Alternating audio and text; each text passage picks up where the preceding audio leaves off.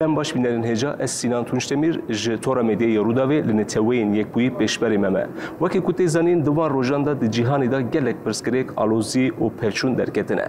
Neteweyên Yekbûyî jî yek ji wan cihanek û ev pirsgirêkana tên gotûbêjkirin.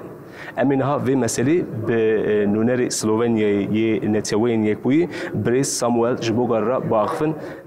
Gelek spasiya we dikim Brez ji bo wextê we û beşdarbûna we. Spasiya we dikim ji bo ku ez vexwend.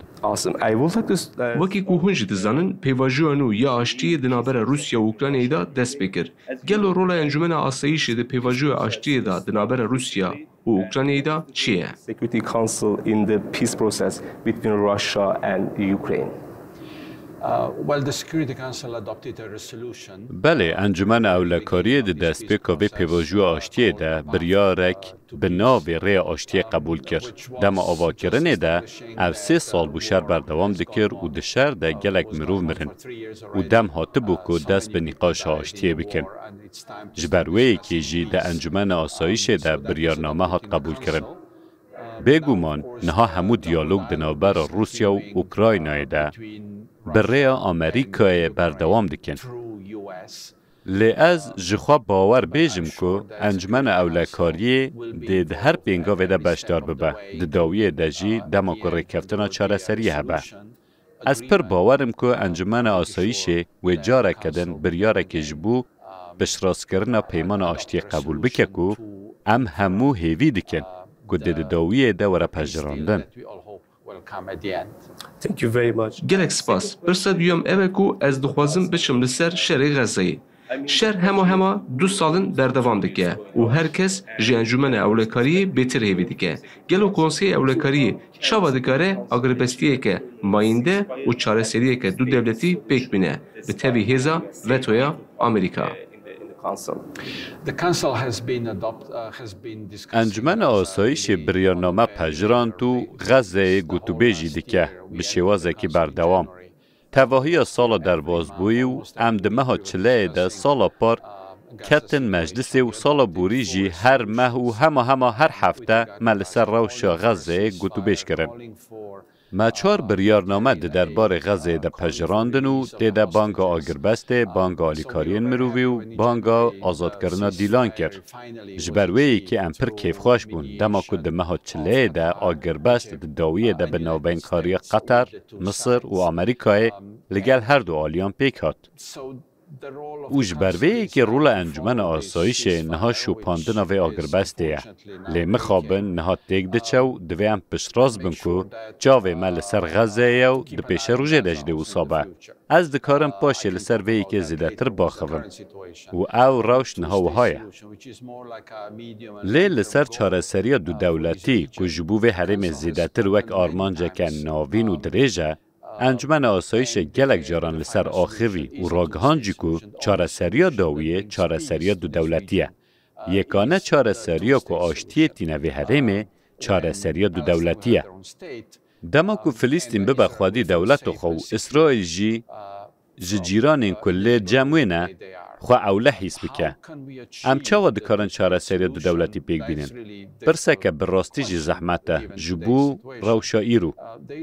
Di havînê de konferansek ji aliyê Fransa û Erebistana Siûdî ve tê rêxistin û ez bawer dikim ku di amedekirina vê konferansê de li ser çareseriya du dewletan em ê di Encûmena Asayîşê de hin nîqaşan bikin. Rola Encûmena Asayîşê bêguman pêdivî ye.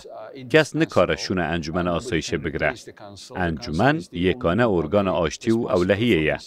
Bêguman navbeynkarî dikare li dervê Encûmena Asayîşê çêbibe. Lê di dawiyê de divê hemû encam vegerin Encûmena Asayîşê da ku em peymanê muhr bikin. Ez wisa difikirim ku wê hingê bi rastî destûra desthilatdariya navdewletî werbigire. Ji ber wê yekê çareseriya du dewletî, ez wisa difikirim ku encûmenê gotûbêjan li ser berdewam bike û bi hêvî me ku konferansa havînê wê me bigihîne nîqaşên ciddî. An jî rêya destpêkirina pêvajoya siyasî ya ku ber bi çareseriya du dewletî ve diçe. Thank you, Ambassador. Ez dixwazim biçekî behsa Sûriyê bikim. Wekî ku hûn jî dizanin, li Sûriyê rêveberiyeke nû ya veguhêzê ye û paşxaneya wan haya Tahrir el-Şam e. Bi awaya Kurd dibêjin HTŞ û wek endamê Encûmena Ewlekariyê hûn bawer dikin ku HTŞ dikare Sûriyê bi rêve bibe. Do you believe that? Ev ne li ser milê me û encûmena asayîşê ye ku li ser wê helwestê bigirin û ez wisa difikirim ku ev mesele Sûriyan e. Em tê digihin ku destlatdariya veguhêz li wir e, an jî ji bo amadekerina derbasbûnê qanûna bingehîn dike. û vegerandina nîzama demokrasiyê û avakirina demokrasiyê û ji nû ve vegerandina Sûriyê dike. û ev pêvajiyekî dirêj e. Ez wisa difikirim ku gelê Sûriyê di van 14 salên borî de bi rastî gelek êş û azar dîtin. 14 salên şereke bi rastî hovane û şerê navxweyî. Em hemû keyfxweşin ku ev şer bi dawî bûye û em hemû bihêvîne ji bo pêşerûjeke baştir ji bo Sûriyê û Sûriyan. Sûrî bihêvîne û li hêviya pêşerûjekî baştir in. Ez wisa difikirim ku erka destlatdarên niha ew e ku li ser vê pêşerûjê kar bikin. Lê di dawiyê de divê bi rêveberiya Sûriyan bixwe ve rêbazên wan re bê bi rêvebirin û bibin xwedî. Ne wisa ye ku kesek ji derve ji Sûriyê ji wan re bêje ka divê çawa xuya bike. Lê helbet em dixwazin Sûrî hemû hîs bikin ku ew hemû xwedî mafin. Hemû Sûrî xwe rehet hîs bikin û hemû komên etnîkî wê xwe rehet hîs bikin.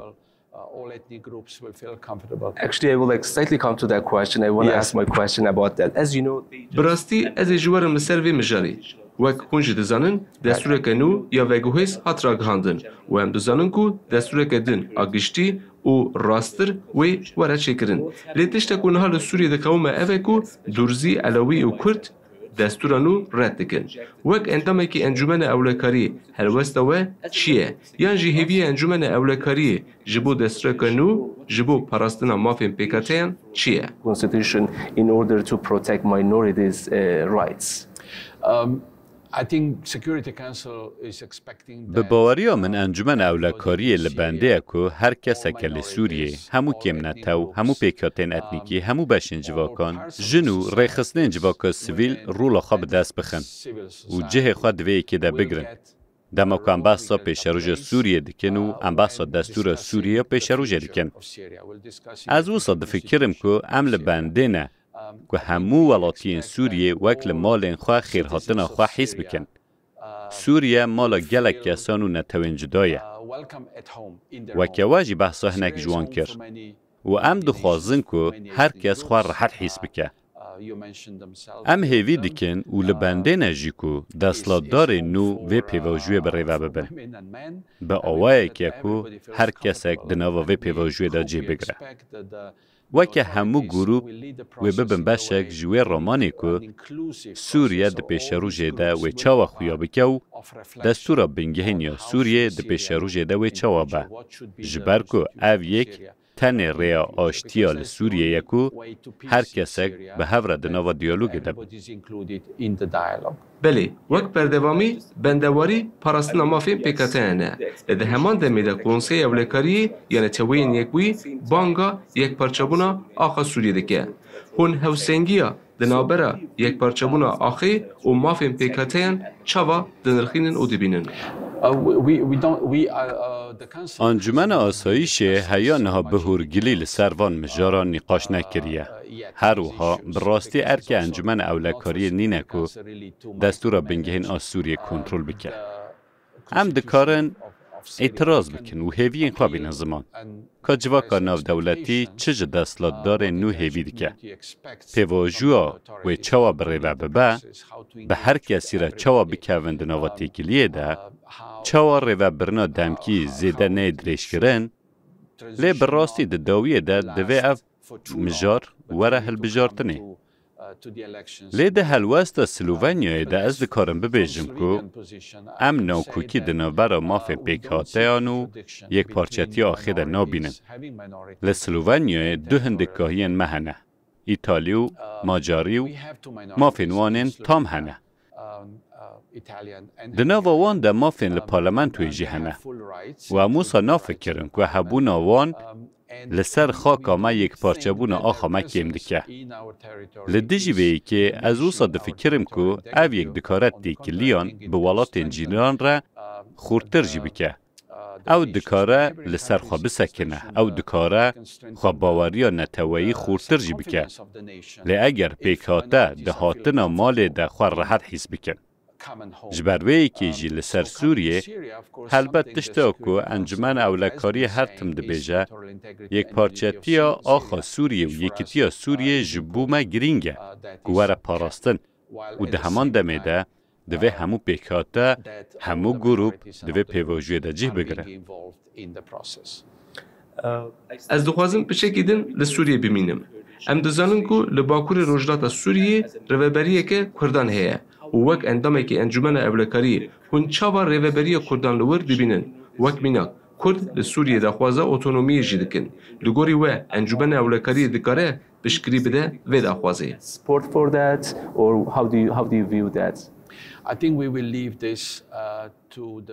به باوری من وی که دیالوگا سوریه را بهیلن وکه که من گود کنسه اولکاری به گلمپری دوی نت دیکلداری هرگلیین و ها را مجول ببو و بدر راگهاندن که دوی ولاتکی چوابه.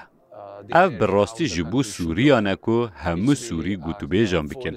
خودی دیالوگو پیواجوه که پولیتیک ببنو چاره سرین هری باش ببینن جبو برجواندین خوکو بکری هوجداری وان به و کری برجواندین کردانیان لسوریه دجیم به و یا انجی بکری کومن اتنیکیین دم به. لی ام راچته که دیار ناکن جبر که کس جدر و نکاره برسفن راست بده. پیوسته که برسف لهندور دناوا دیالوگ دواره دیتن. وکه که هونج دزانن بگشتی دیالوگ ده هون دکارن ببینن که هون چه دزانن و چه ما هون تشتکی دخوازن. چه ما هون تشتکی حس دکن. وکه که هونج دزانن اگر از سوری بوما من پرس بکره چه ما کرد ویو دخوازن. و پاشه دوی هم بفکرن چه ما او صحیست کن و از چاوا دکارم آلیکاریه بکم که او دناوا یک پارچتی سوریه دخواه راحت حس بکن. او همو پارچه یک جپیواجو سیاسی و دیالوگه نه یا که ام بانگ دکن اوه انجام دوی جبو سوریان با. I would like to follow up with that actually. وقت شوپاندن ما بسته من اوه که انجمن اولکاری جبو پرستنا مافی کردان چه دکاره بکه؟ کندکارن لسر هنکی ورگلی بدم ما. Security Council can do about that. If you can give us a little bit more detail about that. I think there is solutions. به باوری من چاره ساریه که انجمن اولکاری گوتو بیج دکه هیا که بحث سوریه دکه و ام دبیدن که پیواجو سیاسی جی چه بره وده چه. هر وها پیواجو سیاسی جبو دستور بنگهین ربا زکجی. نونه را که تایبت سکرتر گشتی جی هیا که آلیکاری و پشگیری پیشکشی دکه. هر وها هر ماه بر ریکوپیکی لسر روش سوریه انجمن آسایش آگاه داردکه. از دزانم که هستین جدا درباره نتوین یک بوی و رولا نتوین یک بوی ده هنه لسوریه. جبر صدما 14 سالن بوری و چاوا نتوین یک بوی ندکاری آلیکاری خلک سوریه بکه و هم جبر وی که آگاه دارن. وزیر ما در و بری 2 ماه سردان سوریه کرد و جبر وی که وی نه یک پر زلال دید که چاوا گلک هست هنه که چاوا ده 14 سالن بوری ده آلیکاری گل سوریه به تیروان نهاتیه کرن. ام وی که فهم دکن لیده همان دمیده نتوین یک بوی خودی گلک پسپورانه و آماده و دکاره جی آلیکاری بکه. جبروی که جی شانده تایبتی سوریه گیر پدرسن خودی پشگیری تواهی انجمن آسایشیه و جبروی که او دکاره دوی پیواجوی ده به آلیکار. البته ده همان دمه ده وکه که من گود انجمن آسایشه ده هر محج آلی وی رو ور آگاه دار کرن و البته همه بشوپینن که پیواجو سیاسی چاوا دمشه و در ریه که راست دمشه یانجی پیوست انجمن آسایش نیرنا خواه دیار بکه. Thank you, Ambassador. This is my last question. You know there's a new... سپاس. اپر سامنا داویه. هندزانم پیواجو کنوی آشتی دنابرا ترکیه و PKK دست بکریه. دوان 40 سالین داویدا او دناو شردابون و اف پیواجو آشتی نو دست بکر.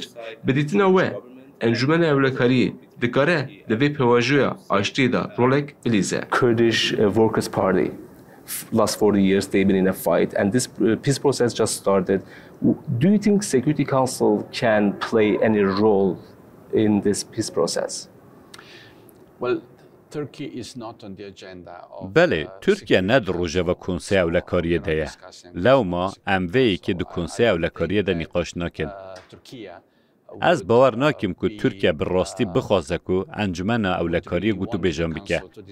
جبر که او مسئله وک مسئله که نافخواهی دبینن و مسئله نافخواهی جی. ده همان دم دل سلوونیای ام دکارم ببیجن که او نقاشه که ارینی بو. داخیانی پکه که یا دانینا چکانجی. و از دفکرم که اگر بستک جی هیه آنجی داوی لشر بیو لی شر به داوی نبو از نزانم اواد چه بو. لی با آوائی که خویاد دکه که او دمکه نوید دنابرا پکه که حکومت ترکیه ده. جبروی که ام هیوی دارن که او جبو ترکیه و جبو کردین لترکیه دجین جی بباز ساده ما پیش روژه که باشتر. گلک سپاسیا ودیکم برز جبوگار جبو وقتی و او بشتر بونه و سپاس جواره جی جبو وقت خواندنم.